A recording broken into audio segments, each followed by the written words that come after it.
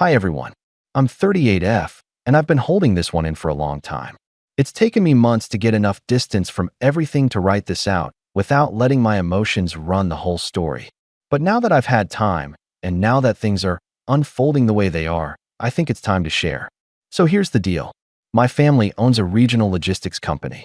We're not some massive corporate empire, but in our area, we're well known. We handle distribution for a few major retail chains, and even some seasonal contracts with agricultural producers during harvest months. It's not flashy, but it's stable, profitable, and deeply rooted. My grandfather started it with nothing but a flatbed and a handshake. My dad grew it into something that could support multiple families. And then came the third generation. There are four of us. Me, my younger brother Callan, 34M, my sister Lana, 31F, and our cousin Dorian, 33M. To understand what happened, you need to know what each of them is like. Not how they pretend to be at public events or holiday dinners, but how they are behind closed doors. Callan has always believed he's destined for more than everyone else. Even as a kid, he refused to participate in chores unless he could be in charge of whatever was going on. He once got kicked out of a group project in high school for insisting his name be listed first, even though he barely contributed. When my dad retired 5 years ago, Callan showed up to the first shareholder meeting with a mock turtleneck and a slideshow labeled Our New Era. I still remember sitting there, watching him present a plan that involved outsourcing to a shipping partner that had been flagged for multiple safety violations, and realizing he hadn't actually read the fine print of the deal. Lana, for her part, is calculated in a different way. She's the kind of person who can smile while delivering a passive-aggressive insult that you don't fully understand until hours later. She handled all our outward-facing communications, which I'll admit she was good at. Appearances are her specialty. But she was reckless with company money and constantly tried to rebrand everything we did without understanding how it would impact operations. Once, she hired a PR firm to refresh our image and changed our long-standing client tagline without consulting the clients first. We almost lost 2 contracts over it. Then there's Dorian. He's technically not one of the main heirs, but my aunt, his mother, pressured my dad into giving him a 10% stake to keep it in the family. That was a mistake. Dorian rarely showed up to meetings on time, if at all, and when he did, he'd sit with his feet on the conference table like he was doing us a favor by being there. He once sent an email to a major vendor from our shared account saying, "We'll get to it when we get to it." I had to personally repair that relationship. I know what you might be thinking. Why didn't I just leave earlier? Believe me, I thought about it. But I love the company. I'd been working there since I was 20, learning the ins and outs from dispatch to budgeting. I wasn't just tied to it by family. I had built part of it with my own hands. My dad had trusted me with operations when he stepped away. For the first year or two, I really believed we could make it work. But little by little, things started to change. At first, it was small, meetings happening without me, budget allocations moved around without my input. I'd ask about decisions and get vague replies like, "Oh, we thought you were informed," or "Don't worry, it's just a trial run." Then there were entire deals negotiated without my knowledge, deals that I would later be expected to implement operationally with no support and no notice. I documented everything, not because I was planning revenge at that point, but because I could feel the tide turning. I stopped receiving certain internal emails. My access to the payroll dashboard mysteriously expired, and when I asked Lana about it, she shrugged and said, "We're just streamlining admin roles." Then Dorian started forwarding me edited versions of meeting minutes that didn't reflect what was actually said in the room. It became clear they were pushing me out, slowly, subtly, but unmistakably. The last straw wasn't some dramatic confrontation. It was a message, a group chat that had clearly existed without me for weeks, if not longer. I was added suddenly one evening after hours. The chat was titled Leadership Sync. I stared at it for a while before opening it. "Callan, hey, so we've been talking, and we think it's probably time you take a step back from day to day. Lana, no hard feelings. We just need to move in a more modern direction. You've done great work, but we're all aligned that it's best to pivot now." Dorian, smirk emoji. That was it. No formal vote. No board discussion. Just a late-night text like I was being let go from a volunteer club. I didn't reply right away. I read it twice, then a third time. I felt something deep in my chest. Not sadness, not even anger. Just a cold, steady clarity. I typed back, "Fine, I'll cash out my shares." No one responded for nearly an hour. I imagine they were scrambling, trying to figure out if I meant it. But they had no idea what I'd been preparing behind the scenes. I had already anticipated this day might come. I had mapped out a full exit plan, including what to do with the contracts and client agreements I had direct control over. That night, I executed the first phase. I initiated the shareholder exit clause buried in the succession documents, the same clause none of them had ever bothered to read in full. I filed the internal withdrawal documents, sent notice to our private equity partners, and closed my administrative account at exactly 11:12 p.m. What I didn't do, and what they would soon regret, was remove myself from certain subsidiary controls. At 3:04 a.m., the call started. The first was from Callan, then Lana, then Dorian. By 5:40, my voicemail box was full. By 7 a.m., I had 73 missed calls. I didn't answer any of them. At 7:32 a.m., I sent a single text. "I'm just doing what you asked."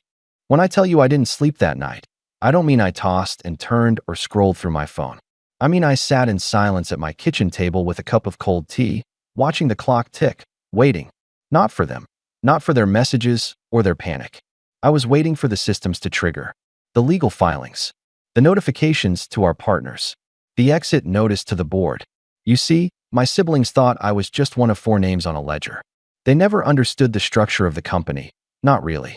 They thought I was operations and they were strategy, but they failed to grasp that without the foundations I'd built, their so-called strategy was just air. Back when our father stepped away, he and I spent a full year reorganizing the business. We did it quietly, carefully, in the aftermath of a near failure that no one else knew about. A legal threat from a vendor over a breach of exclusivity that Callan had accidentally triggered by double booking freight services. My dad wanted to shield them from the fallout, so he and I worked through the mess privately. As part of that, we created a holding company, discreetly, that would serve as the legal spine for all new contracts moving forward. I became its managing director. None of them ever asked how that worked. They didn't care. They were too busy redesigning the company website and posting polished photos of leadership retreats at conference centers. Meanwhile, I was finalizing service agreements and managing transport insurance and customer guarantees through that holding company. So when I initiated my exit, I didn't just leave. I disengaged, carefully, legally, and thoroughly. The holding company's client contracts had termination clauses tied to my directorship. My removal meant automatic review periods, and in many cases, immediate suspension of service. In short, by stepping down and pulling the right levers, I didn't just remove myself. I paused the entire engine they were sitting on. But back to that morning. By the time the sun rose, I had 3 emails from our largest partners. All of them were worded professionally, but the message was the same. We'd like clarity on the leadership shift. I knew what that really meant. They wanted to know why the name they'd trusted for years, my name, was suddenly gone from the contracts. Callan called 4 times in a row. When I didn't answer, he left a voicemail, his voice tight with forced calm. "Hey, listen, can we just talk? This isn't what we meant. Obviously we appreciate you, and, maybe we can rethink some things. Just give me a call." I didn't respond. At 9:02 a.m., I received an email from Lana. The subject line read, "Urgent, immediate board discussion." The message was short. "We didn't anticipate your exit would disrupt contract continuity. Please advise on transition steps." Transition steps? That made me laugh. They really had no idea what they'd done, what they'd asked for. Around noon, I got a message from Jenna, our longest-standing dispatch manager. She'd been with the company since I was 22, and she had watched my siblings grow into their roles, or rather, fail to. Her message was careful, just wanted to check in. "The new routing system isn't working, and we've had 4 drivers call and confused. No word from Callan. Should I keep using the old format?" I replied, "Yes. Stick to the original protocol. I'll call you soon." I had no intention of abandoning the people who actually made the company run, the warehouse staff, the dispatchers, the drivers. This wasn't about punishing them. But I wasn't going to sit back and clean up another mess behind the scenes while my siblings stood in front of cameras talking about innovation. At 2:34 p.m., Dorian finally chimed in. A voice memo. I didn't open it. Instead, I opened the company's shared drive. I had created and maintained it for years. Project plans, vendor directories, route optimization templates, all under my login. I'd already made backups. I removed my access and initiated the offboarding protocol that I had written into our internal systems handbook. At 4:08 p.m., I got a text from Callan that read, "Are you trying to destroy everything Dad built?" I stared at it for a long time before replying. "No, I'm just not going to let you destroy what I helped him build." The silence after that was almost louder than the messages. For hours, nothing came. Not from any of them. Then, at 6:11 p.m., I got a call from someone I hadn't heard from in over a year. Mr. Ainsley, one of our longtime private partners. He wasn't a family member, but he owned a 15% silent stake in the company. He was also a careful, measured man. "Just got off a confusing call with your brother," he said. "He says you've stepped away. I want to hear from you directly." I told him the truth. That I'd been forced out, not with votes or discussions, but with a text message after months of being sidelined and undermined. That I had withdrawn my shares and executed my legal rights. He was quiet for a moment. Then he said, "I'm going to need a copy of that clause." I've already sent it to the board. That night, I received 2 emails from clients asking if I had moved to another company and whether they could bring their contracts with me. That's when I realized this wasn't just about family betrayal anymore. This was about trust, something my siblings had no idea how to build, but had happily coasted on for years thanks to me. Still, I hadn't even played the final card. The building. The physical headquarters of our operation, warehouse, dispatch center, and office space was not owned by the company. It was leased. And the leaseholder? That was me. My father had sold the property to me 5 years earlier, at a discount, with the understanding that I would keep the company there as long as things remained stable. I had never raised the rent, never once used it as leverage. But the lease agreement had a clause. If there was a significant change in leadership without proper notice, I had the right to terminate. I hadn't activated it yet. The next morning, I arrived at the office for the first time in 3 days. I wasn't sure what I expected, but I wasn't prepared for what I saw. Callan and Lana were in the conference room, looking more tired than I'd ever seen them. Dorian sat at the end of the table, unusually quiet. Jenna was standing off to the side, holding a clipboard but clearly not participating.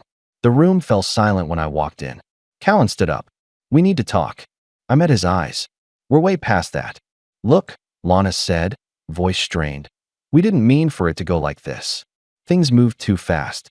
We thought you'd still help, even if you weren't part of the leadership." I finished. "That's what you said. You wanted me out. So I stepped out. Now you're learning what that means." There was a long silence. Dorian didn't even look up. Finally, Callan said, "What do you want?" I smiled. Not because I was happy, but because I knew this moment had been inevitable from the start. "I don't want anything," I said. "But I think it's time you all find out what else I control."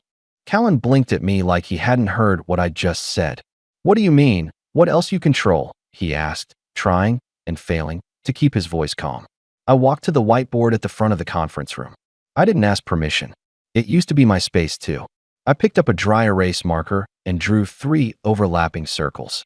"This," I said, tapping the first circle, "is what you think the business looks like: logistics, transport, distribution, trucks and drivers and schedules. You 3 sat around building your little growth plans on top of that." Then I tapped the second circle. "This is what's behind it: the contracts, the insurance, the routing software licenses, the vehicle leases. Not glamorous, but without these, the trucks don't move. The clients don't pay. The wheels stop turning."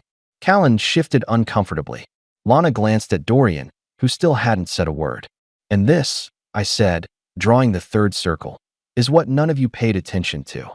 I underlined the word infrastructure 3 times. The property, the vendors, the land agreements, the lease. "Do you remember who owns this building?" Silence. I turned slowly to face them. "I do." Their expressions changed at once. It wasn't fear, not yet. More like realization was catching up to them in waves, pulling at threads they hadn't even realized were loose. I kept going. "You pushed me out with a message. Not a meeting. Not a vote. You blindsided me after months of slowly carving me out of my own role. And when I said I'd cash out, you acted like I was being dramatic." Callan opened his mouth to speak, but I raised a hand. "I'm not finished." He shut it. "You thought I'd take my payout and vanish quietly. But you didn't bother to ask how much of this business still runs through systems I designed, relationships I maintained, and contracts that trigger automatic review the moment I step away. I stepped closer to the table, laying down a folder I'd been carrying. Inside was a full copy of the warehouse lease agreement. The original, signed by my father and me. Lana leaned forward and started reading. Her face paled. "You're terminating the lease?" she asked, her voice tight. "I haven't yet," I said. "But I'm allowed to, thanks to Section 6B, which clearly states the lease can be terminated within 60 days of any material change in leadership structure, including involuntary removal of a managing partner." That would be me. "But we didn't remove you," Callan said quickly. "You left. You chose to cash out. You told me it was time to go," I said. "And I documented everything. From the meeting minutes you forgot to invite me to the files you quietly locked me out of, to the group chat you created without me and added me back into just to deliver the message." I placed a flash drive on the table next to the folder. "It's all on here. And a copy's already with the legal team." Lana's hands were clasped tightly in front of her. Dorian finally spoke. "So what's your angle?" he muttered. "You just want to see it burn?" "No," I said quietly. "I want to watch you try to hold it together without the scaffolding you ignored." For the next few minutes, no one said anything. I let them sit in it, in the knowledge that they had dug this hole themselves, one shallow power grab at a time. Then I added, almost as an afterthought, "You might want to check your email inboxes." They all fumbled for their phones. A few seconds later, I saw Callan's eyes widen. "What did you do?" he whispered. "I notified the clients," I said. "The ones whose contracts are tied to my exit. I offered to help them transition their services if they want to move to another provider. Some of them have already responded." "You're poaching clients?" Lana snapped. I didn't even blink. "I'm giving them the option to go where the person they trusted went. If you'd like to keep them, you're welcome to renegotiate the contracts on your own. But you'll have to act fast. Most of them have a 30-day termination clause." Dorian muttered something under his breath. Lana turned away, biting her lip. Callan just stared at me, like he was finally beginning to grasp what he'd lost. Not just a sibling, not just a partner, but the foundation beneath the entire company. I walked toward the door. "I'll give you 30 days, I said. "To clean up, regroup, maybe even apologize to the staff you've neglected while you were too busy playing CEO in your head. But after that, I'm pulling the lease." "Wait," Callan said suddenly. "There's got to be something we can work out. Maybe we can restructure." "No," I interrupted. "You don't get to negotiate now. You had your chance when I came to you with spreadsheets, with warnings, with suggestions. You ignored all of it." Then I turned to Jenna, who was still standing quietly in the corner, watching it all unfold with a restrained expression. "I'll be in touch," I told her. "And if you want a place where your voice is heard, you know where to find me." She nodded, just once, and I walked out. I didn't go home. I went straight to the new office space I'd been quietly leasing under a different name. Smaller, for now, but scalable. I already had interest from 3 of our biggest clients, and I wasn't planning to build another bloated family-run machine. I was going to build something functional, lean, fair, transparent.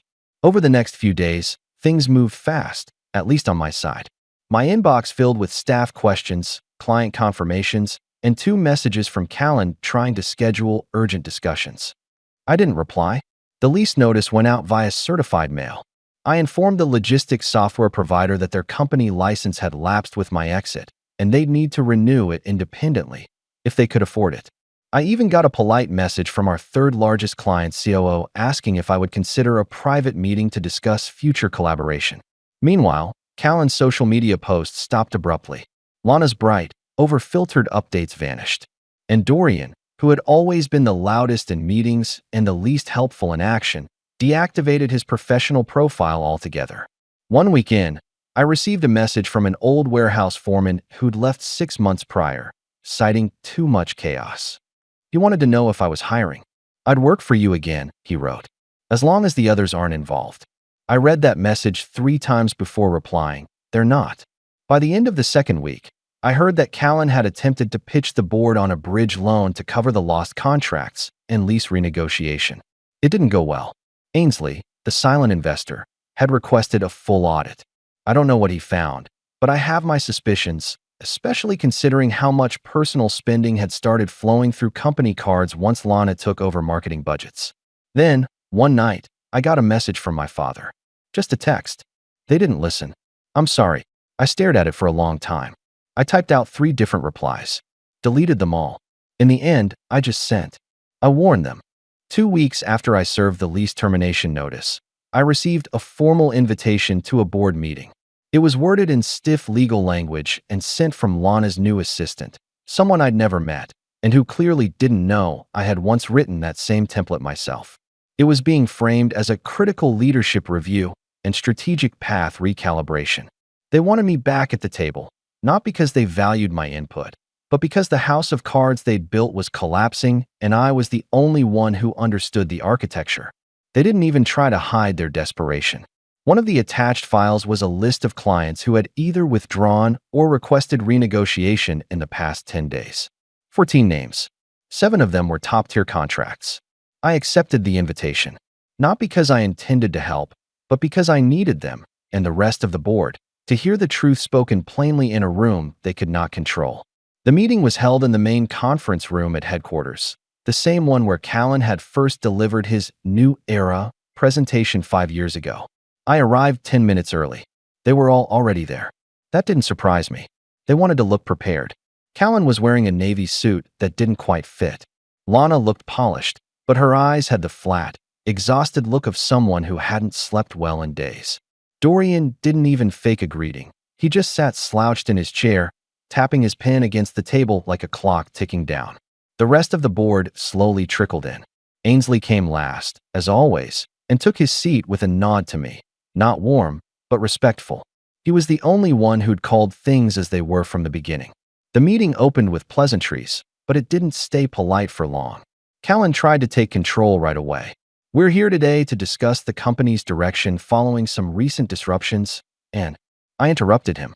You mean following your decision to remove me without cause or consultation? He paused. That wasn't a formal removal. It was a leadership adjustment.